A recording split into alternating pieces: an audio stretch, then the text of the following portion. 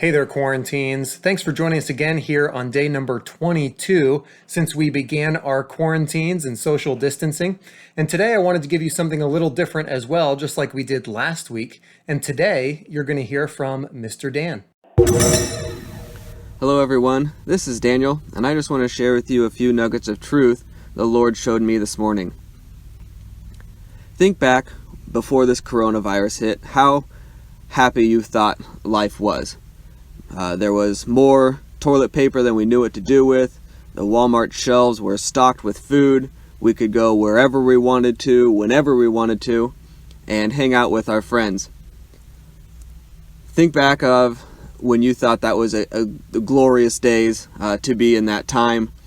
But now we find ourselves short on supplies and isolated at home. And this is just a time where we can find ourselves in worry and doubt.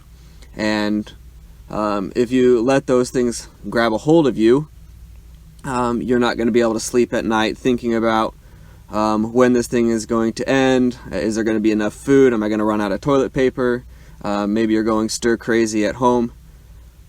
But David gives us a very good advice here in Psalm chapter 4, verses 6 through 8. And in this psalm, he is in a time of trouble and a time of distress, where people are after him. And he says in verse 6, "There are many who say, 'Who will show us any good?' Lord, lift up the light of your countenance upon us. You have put gladness in my heart, more than in the season that their grain and wine increased. I will both lie down in peace and sleep, for you alone, O Lord, make me dwell in safety." David here gives us some advice and some insight into how to have peace and restful night, even in times of distress.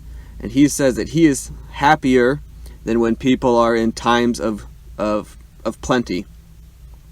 And that is because he has a solid relationship with the Lord. Verse 6, "Lord, lift up the light of your countenance upon us."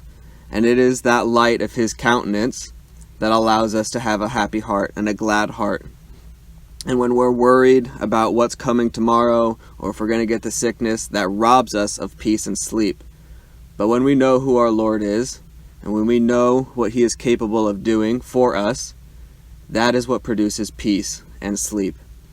And when we have the peace of God that passes all understanding, we can have restful nights. And this is what David puts his foundation on. Lord, you alone make me dwell in safety. It is the Lord alone. There's no amount of toilet paper that we can stockpile. There's no amount of food that we can store in our closets.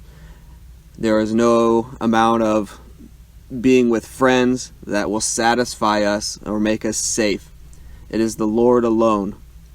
So my challenge for you this morning is to continue to walk with the Lord, continue to seek his face, continue to look at the Lord for your safety, and build that relationship with him, so that no matter what economic crisis or disease or whatever comes our way, we can be happy in all of these situations because we know who the Lord is.